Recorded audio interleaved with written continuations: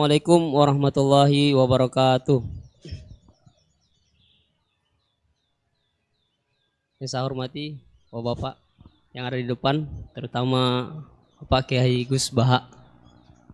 Perkenalkan, nama saya Imran, asal dari Poso, Sulawesi Tengah.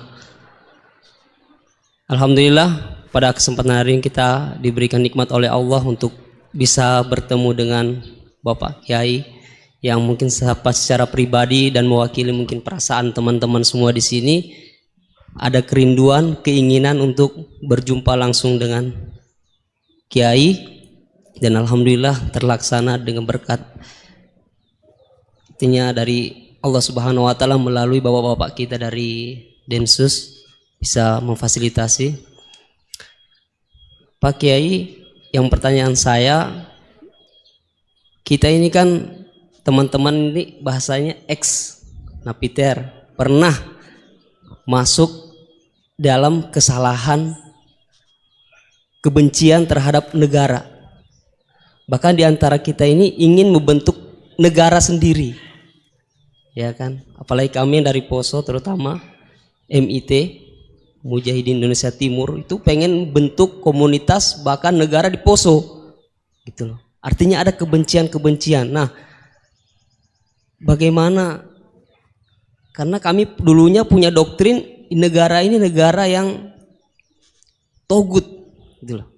Negara kafir yang wajib untuk kita perangi, kita musuhi, dan orang-orang yang berkembang kita, pokoknya kita basmilah sampai tegak negara ini, negara Islam versi kami saat itu.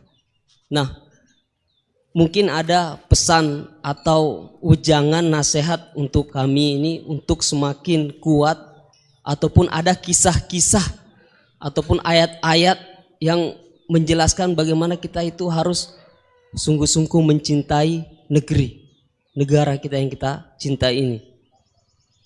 Kemudian yang kedua, Pak Kiai, terkait masalah ihsan ini seperti apa? Karena mahwal Islam, mahwal iman. Nah, ihsan ini kita mungkin yang belum terlalu kami pahami. Apa itu ihsan yang kata Nabi, anta'budullaha ka'annaka tarahu fa illam takun tarahu fa innahu yarak. Mungkin ada penjelasannya, Pak Kiai, Gus.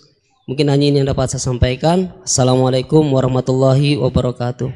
Assalamualaikum warahmatullahi wabarakatuh. Nama saya Wildan dari Malang.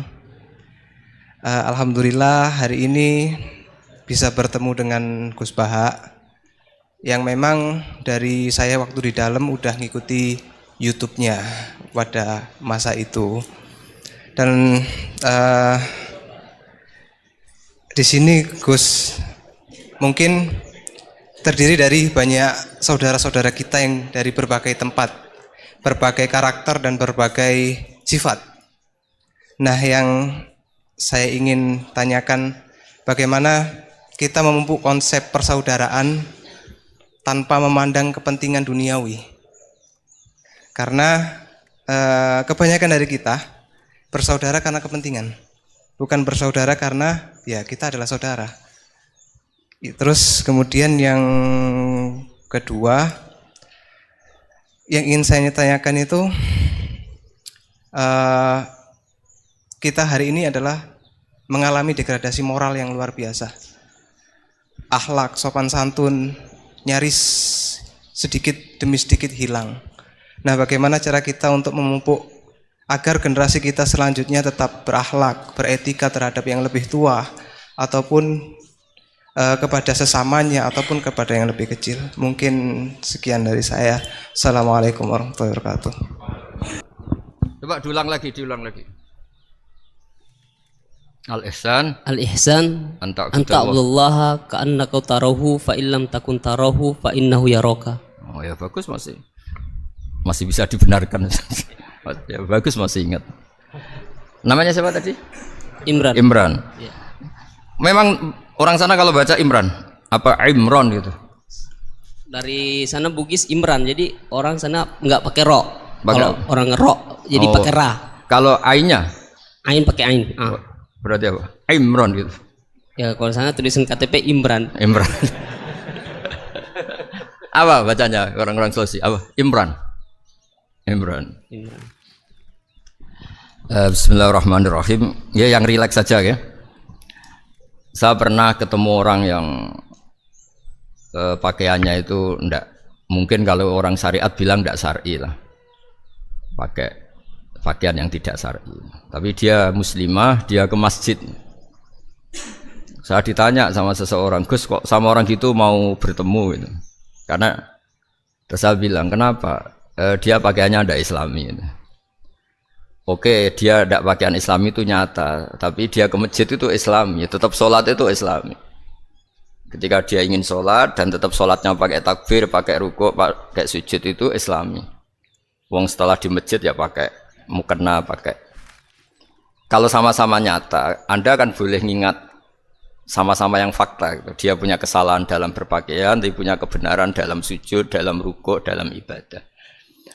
Dan itu tradisi Quran. Quran ya cerita fama ya'mal mithqala dzarratin khairan yarah wa may ya'mal mithqala dzarratin syarran yarah. Apa susahnya sih ingat dua-dua sisi itu? Sama bernegara atau bertetangga. Kita bayangkan jangan bernegara dulu, terlalu luas, bertetangga saja ukuran. Karena nanti sama, bernegara sama bertetangga itu hadisnya sama.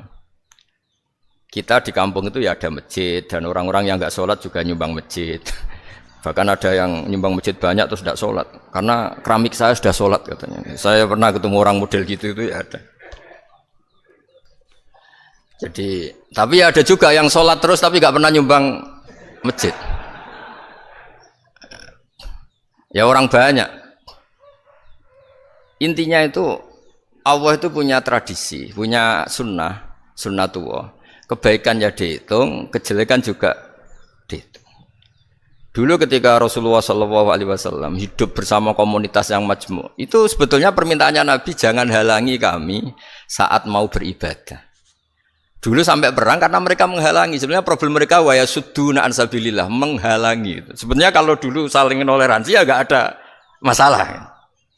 Artinya ketika Anda ingin sholat di Indonesia enggak dihalangi, ingin pengajian enggak dihalangi, sebenarnya ini enggak ada masalah.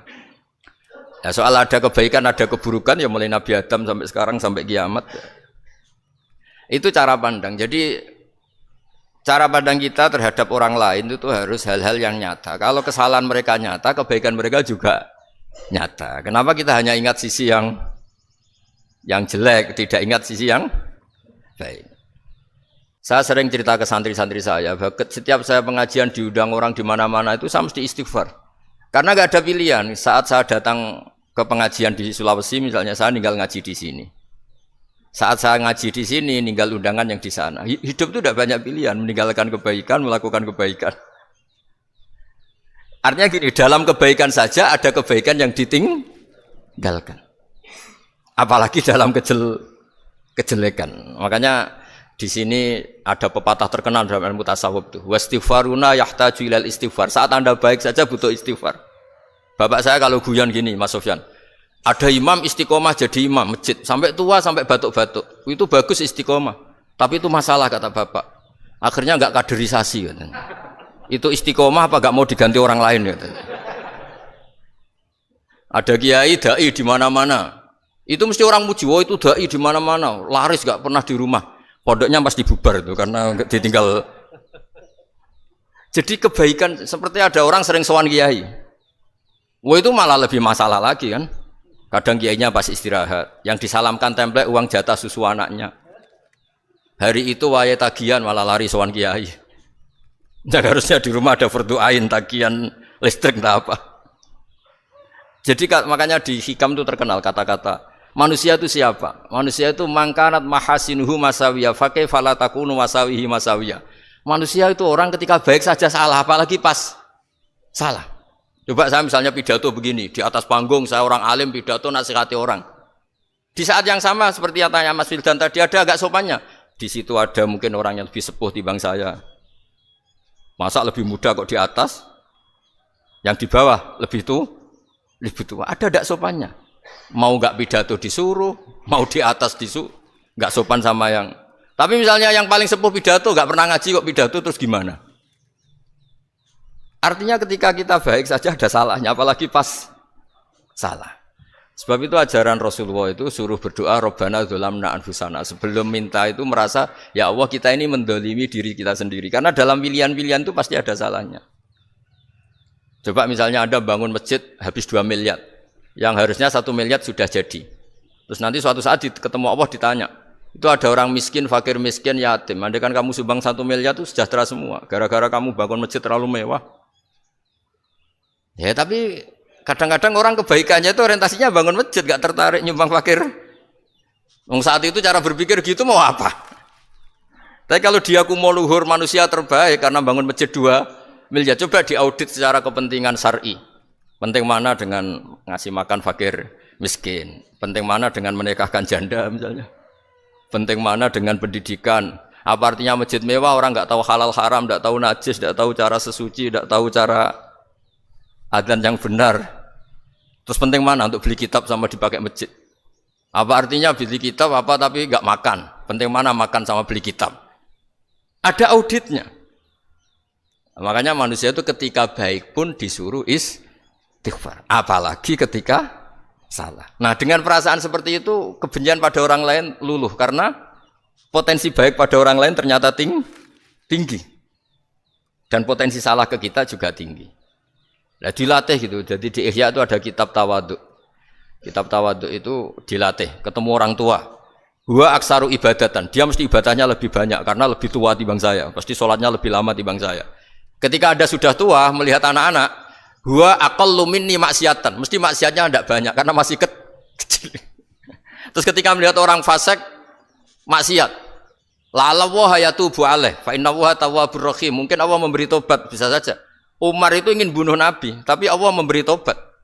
Yang sowan kiai saja tidak mesti dapat tobat. Umar ingin bunuh Nabi, tapi Allah memberi tobat. Akhirnya ya tobat jadi Islam yang baik. Dalam sejarah Wali Songo, Kalijogo sowan Sunan Bonang itu ingin garong, tapi malah jadi muridnya jadi wali. Kalau Allah sudah menghendaki tidak ada ya.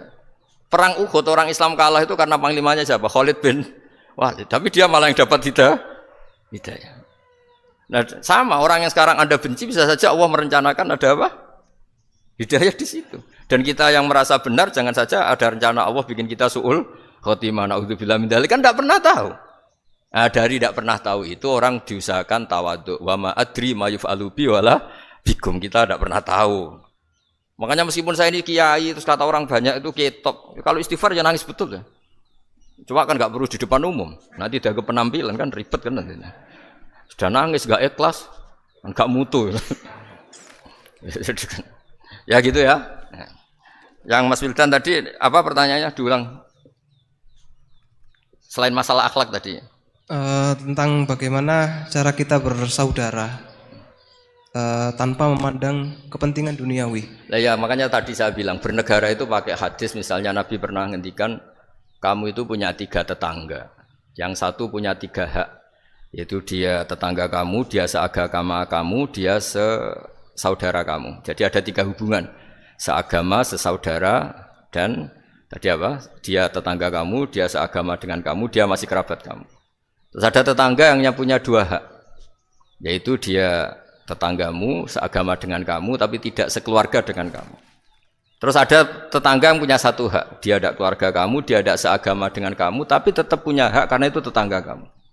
Dan itu kata Nabi semuanya berhak kamu baikin karena ada hakul jar. Makanya dulu doa Adzabil Qabri itu ceritanya sederhana. Ada seorang perempuan Yahudi ya, sowan Sayyidah Aisyah. Kalau sowan ya dikasih uang sama Sayyidah Aisyah. Padahal Yahudi ya. Ketika dikasih uang, terus si Yahudi tadi semoga engkau diselamatkan dari siksa kubur. Zaman itu Sayyidah Aisyah belum dengar hadis tentang siksa kubur.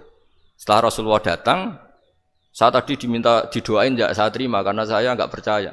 Terus Nabi ngendikan itu benar adanya siksa kubur.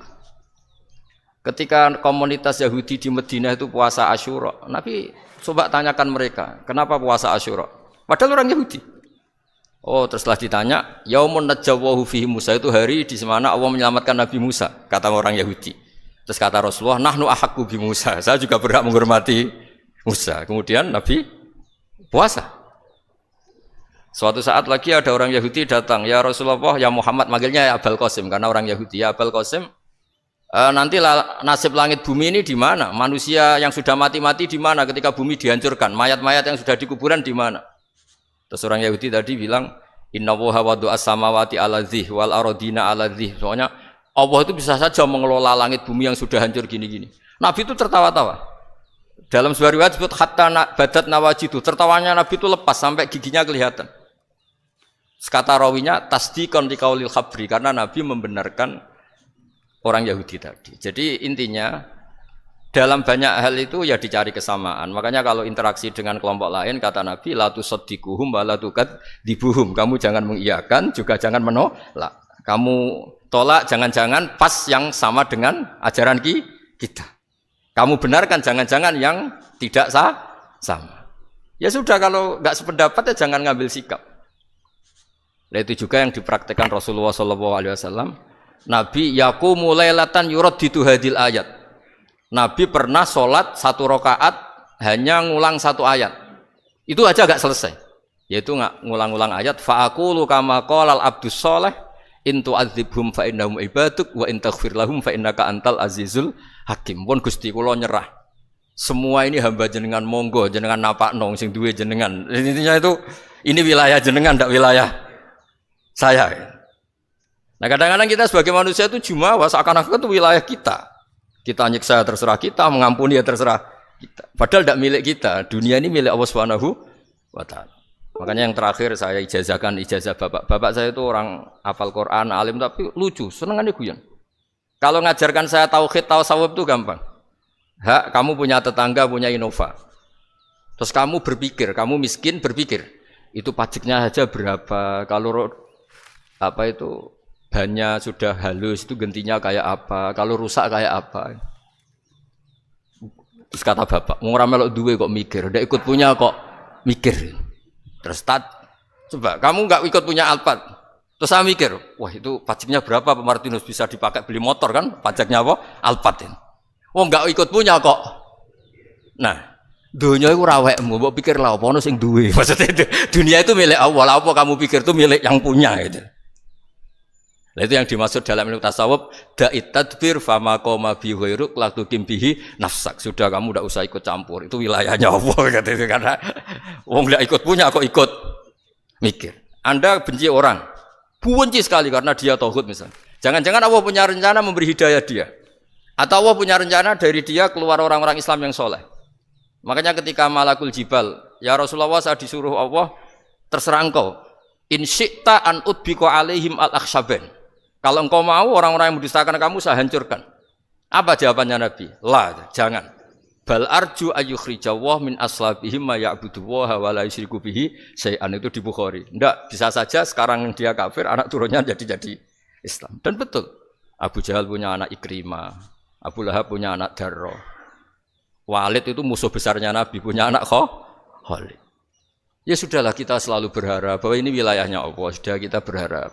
Agama ini bagi yang selalu punya harapan. Limangkana yarjuwaha. Orang yang selalu punya harapan. Kita berharap tambah hari tambah baik, tambah damai, tambah kondusif, tambah segalanya baik. Dan saya seperti ini juga ingin ikhlas dan akan selalu ikhlas. Ya saya sering bilang kalau pejabat mau sini itu sering tak ngel-ngel. Saya ini sudah ingin Indonesia itu baik itu tanpa diminta. Kalau diminta itu malah seakan-akan saya belum melakukan. Ini kan. Sudah saya lakukan kok baru minta, karena ini wilayah kita semua, artinya ingin baik itu keinginan kita semua, status kita. Kata Sayyid Zabidi dalam kitab Ithaf, keinginan baik itu syakhsiyatuk wa hakikatuk. Itu kamu sekali. Manusia itu kan kata Allah Taala, saya pertama menciptakan manusia itu khunafa, orang yang berkeinginan baik. Baru digoda setan terus macam-macam. Jadi keinginan baik itu hakikatuk wa syakhsiyatuk. Itu kamu sekali. Ingin baik itu kamu sekali. Itu status kamu katanya. Makanya orang preman kayak apa, mabuk kayak apa, ada orang kecelakaan, pikiran pertama itu nolong. Itu yang normal. Soal ada kasus, pikiran pertama ngambil HP-nya itu 0,0 sekian persen. Jadi pikiran pertama mesti nolong itu. Karena itu syakhsiyatuk wa hakikatuk. Nggih ngoten mugi-mugi barokah sedanten. Assalamualaikum warahmatullahi wabarakatuh.